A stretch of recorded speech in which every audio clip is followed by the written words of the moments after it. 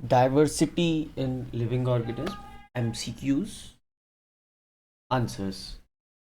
सबसे पहले आंसर की का आपको इमेज दिखा देता हूँ। ये आंसर की है,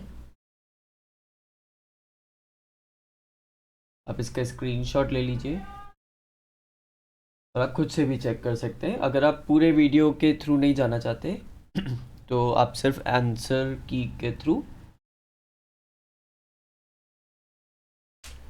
तो आपने स्क्रीनशॉट ले लिया होगा, नहीं लिया है तो वीडियो पॉज करके ले लीजिए। अब हम इस वीडियो में कुछ क्वेश्चंस डिस्कस करेंगे। मैं सारे क्वेश्चन और आंसर रीड करते जाऊंगा और जो मुझे फील होता है कि डिस्कस कर लेना चाहिए, जो मुझे लगता है कि डिस्कस कर लेना चाहिए, वो मैं डिस्कस करते जाऊंगा। फाइन।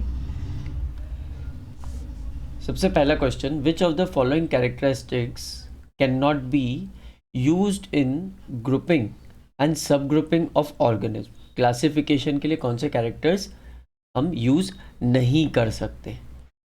क्लासिफिकेशन के लिए हम लोग कौन से कैरेक्टर यूज़ नहीं कर सकते?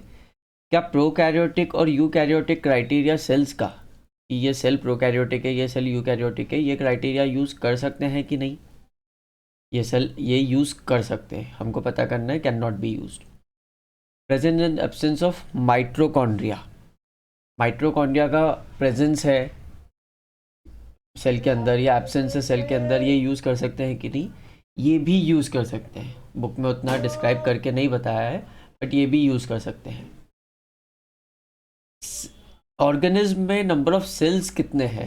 यूनिसेल्यूलर है, मल्टी सेल्यूलर है, टिश्यू लेवल पे, ऑर्गन लेवल पे नंबर ऑफ सेल्स कितने हैं, ये यूज़ कर सकते हैं कि नहीं? ये भी कर सकते हैं। मोड ऑफ न्यूट्रिशन, ऑटोट्रॉफिक है, हीट्रोट्रॉफिक है, मतलब फोटोसिंथेसिस करता है कि नहीं करता है, ये भी यूज़ कर सकते हैं। Level of organisation in body, कितना लेवल का ऑर्गेनाइजेशन है, कितना डिफ्रेंशिएशन है बॉडी पार्ट्स में, कितनी लेयर्स है, कितने ऑर्गन्स अलग अलग बन पा रहे हैं, ये भी यूज़ कर सकते हैं। नेक्स्ट, ऑर्गेनिज्म एंड नॉमेनक्लेचर, और सॉरी,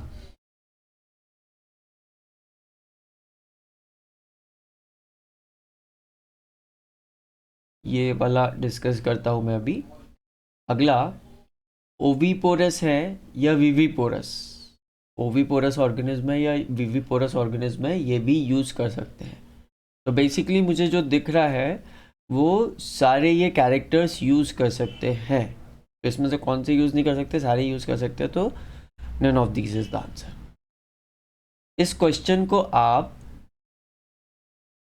अपने जो आंसर, अगर आपको कोई सब्जेक्टिव क्वेश्चन आता है कि किस बेसिस पे क्लासिफिकेशन करते हैं, तो इसमें से भी आप आंसर्स उठा सकते हैं। Please read all 7 and then proceed. तो पढ़ लीजिएगा। Next, what is the purpose of classifying organism? Organism को क्लासीफाई करने का पर्पज़ क्या है? क्या क्लासिफिकेशन करने का पर्पज़ ये है कि कोई भी ऑर्गेनिज्म हमको मिलता है, कोई भी क्रीचर हमको मिलता है, तो उसका आइडेंटिफाई इजीली हो जाता है, फैसिलिटेट्स द आइडेंटिफिकेशन, हेल्प होती है उसको आइडेंटिफाई करने में। तो बिल्कुल, अगर आपको कोई नई स्पीसीज़ मिलती है और उसके आप कुछ कैरेक्टर्स देखते हैं, वो कुछ कैरेक्टर से मैच करती है, तो आप उस क्लासिफिकेशन में डाल के उस पर एक्सपेरिमेंट्स कर सकते हैं या सोच सकते हैं उसका अंदर का बॉडी डिज़ाइन कैसा होगा और फिर उसकी स्टडी कर सकते हैं। क्लासिफिकेशन से क्या हमको ये हेल्प मिलती है कि कुछ ऑर्गेनिज्म, फ्यू ऑर्गेनिज्म की स्टडी करने पे, by studying a few organism the characteristics of the whole group can be known. बिल्कुल सही। फॉर एग्जाम्पल, एक तरह का लिजर्ड है, उसकी स्टडी कर ली, तो सारी लिजर्ड्स, सारी अलग अलग टाइप के लिजर्ड्स में हल्का हल्का डिफरेंस होगा, तो बहुत सारी चीज़ें मिल जाती है। उसी तरह से क्लास हो या स्पीसीज हो या ऑर्डर हो या फाइलम हो, कोई से भी ग्रुप में बहुत सारे कैरेक्टर्स सिमिलर रहते हैं, तो क्लासिफिकेशन करने से हमको थोड़े ऑर्गेनिज्म की स्टडी करने के बाद उस ग्रुप में सारे ऑर्गेनिज्म हैं उनके बारे में पता लग जाता है। जैसे एक कैरेक्टर है ट्रिप्लोब्लास्टिक, या एक कैरेक्टर है कोलम, एक कैरेक्टर है वर्टिब्रल कॉलम। तो वो कैरेक्टर अगर एक में है और बाकी हमको पता है कि उसी ग्रुप में बिलोंग करते हैं या उसी के जैसे दिखते हैं बहुत कुछ, तो हम उनको ग्रुप में डाल सकते हैं या उनके बारे में भी कैरेक्टर्स पता चल जाएंगे। तो उनको ट्रीटमेंट में या उनकी किसी भी तरह की स्टडी में हेल्प मिलेगी। Classification helps to establish the relation among various groups of organism. अलग अलग ग्रुप के ऑर्गेनिज्म में रिलेशनशिप डेवलप कर सकते हैं क्या अगर हम क्लासीफाई करके स्टडी करें? बिल्कुल कर सकते हैं। हमने जो स्टडी की, जैसे एनिमेलिया में हम लोगों ने 10 अलग स्पीसीज़ पढ़ी, 10 अलग क्लासेस पढ़ी। एनिमेलिया में 10 अलग अलग क्लासेस पढ़ी। तो जो अलग अलग क्लासेस है उनमें बीच में रिलेशन बता सकते हैं कि ये देखो 2 क्लासेस है, इनमें ये चीज़ें कॉमन है और ये चीज़ें डिफरेंट है, तो ये रिलेशनशिप पता चल गई। तो बेसिकली ये तीनों पर्पस हैं क्लासिफिकेशन के। इसको भी आप एक सब्जेक्टिव क्वेश्चन में यूज़ कर सकते हैं। What is the primary characteristic on which the first division of organism is made? Primary characteristic क्या है जिसके बेसिस पे डिवीजन, सबसे पहला क्लास ऑफ डिवीजन होता है? क्या वो ये है कि वेदर द सेल, मतलब जो किंगडम डिवीजन हुआ ना, तो सबसे पहला में प्रोटिस्टा अलग निकल गया,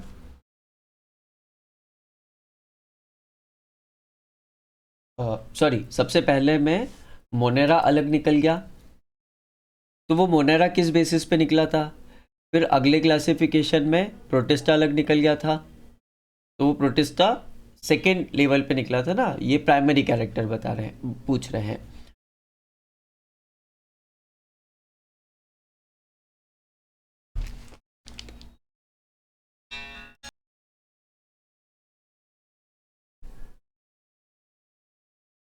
मैं वापस पढ़ देता हूँ क्वेश्चन। प्राइमरी कैरेक्टरिस्टिक क्या है ऑर्गेनिज्म को अलग अलग होने का? सबसे पहला डिवीजन किस बेसिस पे किया? तो सबसे पहला डिवीजन जो मोनेरा निकला था वो आपको याद है सेल के टाइप पे किया था कि सेल यूकैरियोटिक है प्रोकैरियोटिक। तो इसमें डी आंसर आता है कि सेल यूकैरियोटिक है या प्रोकैरियोटिक। ओके।